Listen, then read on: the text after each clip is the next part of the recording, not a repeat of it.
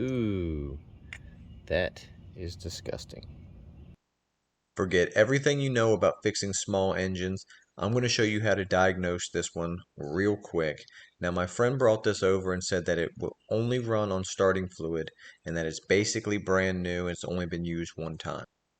Now, right off the bat, just from that information, we know that the motor has spark going to it and we know that it's got compression. So we already can tell it is most likely a fuel problem, which is almost always a clogged carburetor jet. So I don't really know the full history of this mower, but from the looks of it, you can tell it has barely been used.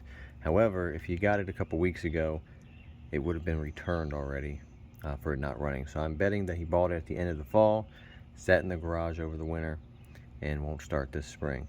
And that is exactly what happens when you use ethanol gas and the carburetor clogs up on you. So we're going to open it up and clean out those carb jets.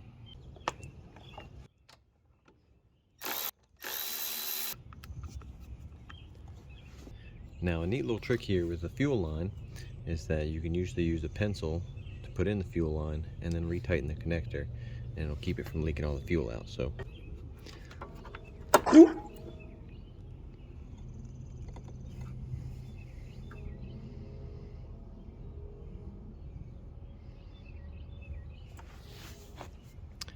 there you go. I'm going to go ahead and pull the top cover off just to make it a little bit easier to see the linkage. Disconnect this little spring, disconnect this little hose, pull this gasket off, be careful not to damage it.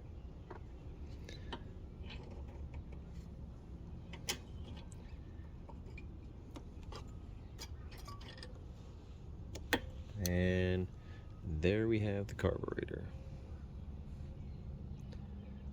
So now we're going to pull off the bowl so we can access the jet that's in there. And that's going to fix it for us, I bet you. Alright, we've got this carburetor out. And you see I put a screwdriver through these holes. That's going to give me leverage to allow me to break the bolt loose down bottom. And one thing I can tell you right off the bat that's a little bit weird is that holding this carburetor upside down, there should be fuel leaking out of it. So either there's no fuel in the bowl, which means that the float was stuck up, which definitely happens, especially storing it over the winter. The float will be up top because it cuts off the fuel flow once the bowl is full, and if it sits like that for a long period of time, it doesn't come down when it runs out of fuel inside the bowl. Or it also could be full of gas and the jet could be 100% completely clogged, so nothing's coming out. I guess we're going to find out here in just a minute.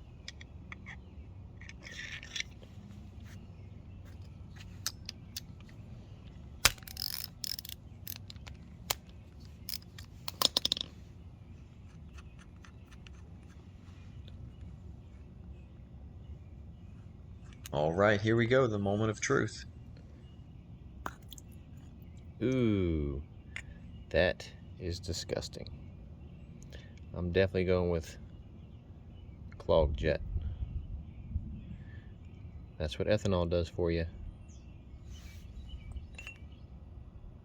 Now, before I disassemble anything, I'm going to show you this.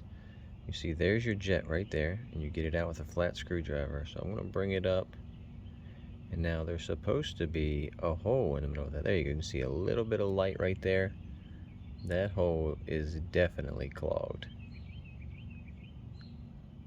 So I'm going to pull the O-ring out. I'm just going to clean it with like a baby wipe or something like that. And then I'm going to pull the float off, and I'm going to spray the whole thing with carb cleaner. And to pull the choke or the float off, you just push this pin to one side, pull it out. Make sure you save that. These are stainless steel, so they don't ever get corroded. They're pretty nice. And then you just pick this up. And you see that is what opens up the hole that leads to the gas tank, which fills the carburetor bowl. And when it fills up, it pushes on the little recess and seals it. So that's how that works. So I want to clean this out real good. I'll pull the jet out and show you exactly what the jet looks like. Just make sure when you pull this out, you use a screwdriver that's the right size.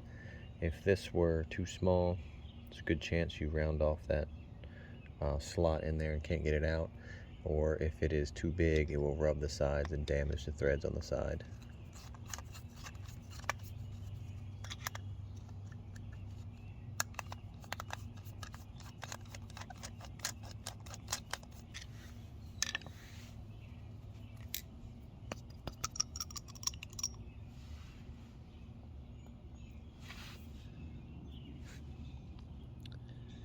Now you can see that is supposed to have a hole in it. And I don't think there's any hole at all. I think that slight bit of light you're seeing is actually varnish all gummed up. Alright, if you've seen my other videos, you'll know what's coming out next. This little carburetor drill bit kit, it runs between 61 and 80 for jet sizes. Smaller things like this are usually about 74, 75. I'm going to start with a 74 and see. There's a special chuck you can get so you can run these in a drill, but you really don't need to do that. This is more or less just to poke through the hole. Now that went right through, and I can feel that it's loose, which means that it's actually a larger size. So I'm going to step up to a 72, put this back in. Let's see if this is the right size. Oh, 72 is very close. I'm betting it's a 71. And I just kind of spin it around with my fingers there to make sure I work it completely loose, all the gunk out of there. And I want to get it to the exact right size just to make sure that I get all the gunk off the edges. And you can definitely feel what's the right size and what's the wrong size. If it's too big, it just does not want to go through the hole. Oh, yep, this is it. Okay, so I can tell you definitively that these POWERSMART 209 cc's on this push mower has a 71 size jet. So I'm just going to work that through. It's nice and clean. And now I'm going to show it to you. And that's the way it's supposed to look. If you remember what it looked like before, it was completely clogged. Now it's nice and open. So when I put this back together, it's just going to fire up and run, probably on the first pull. But we're going to go ahead and clean up the rest of the carb first.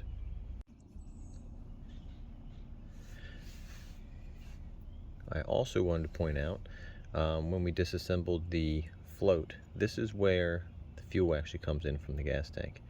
So you also want to make sure that's clear. This one was so nasty that was actually completely clogged too. And so all I did was put my mouth on that and gave it a little blow, and it came out and it's flowing perfectly fine now.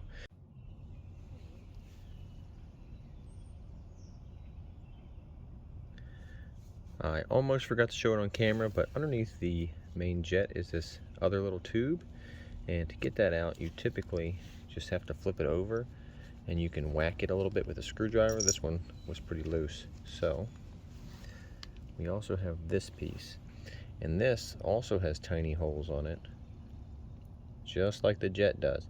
So you want to clean it and make sure that all those tiny holes are clear. And again, you can use the same drill bit set if you wanted to, or you can use, they have carburetor wire gauge sets you can use, or in this case, because it's not really the small hole that the main jet has, you can actually take this and with a toothbrush and some cleaner and scrub it, and it'll clean it up just fine, and then blow air through it and it'll be nice and clear.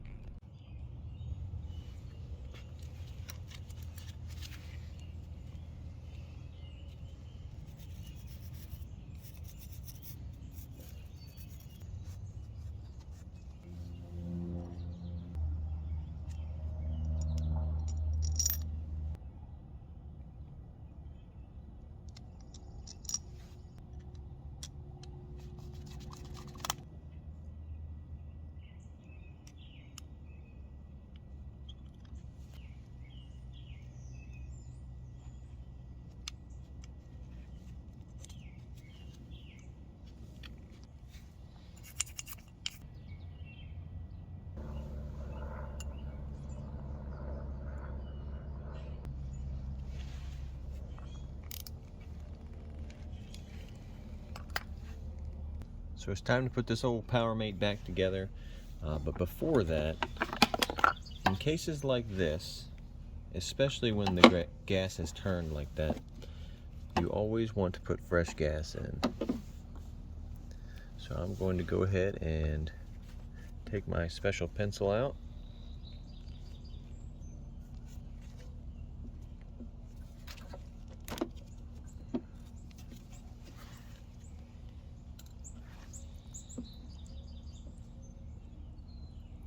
Let all that gas drain out.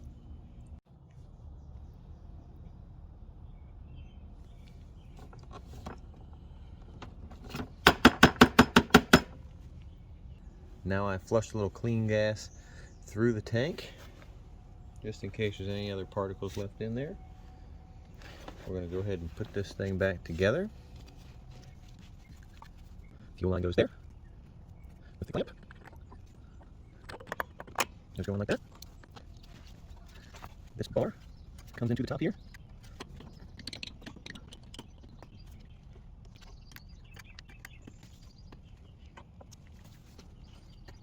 There it is. It's a little tiny spring. Links in like that. Slide that back. Put our gasket back on.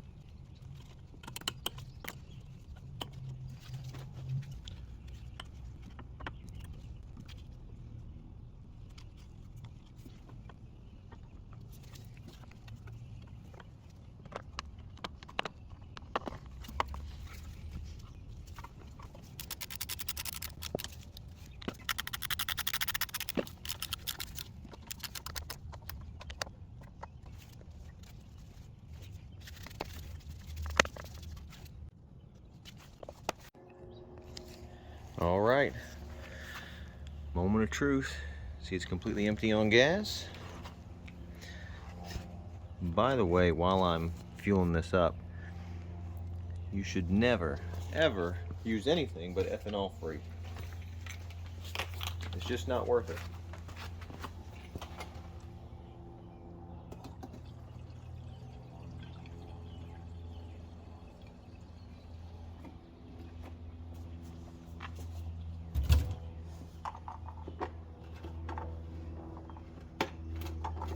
Alright, now we'll give it about 10 seconds to let the fuel get into the bulb. We'll hit the primer.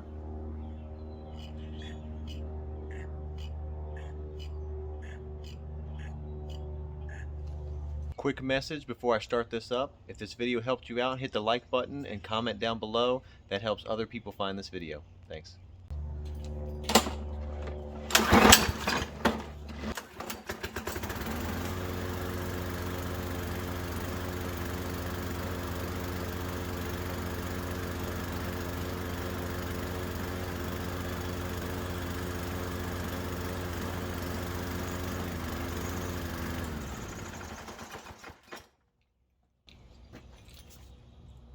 There you go. Works every time.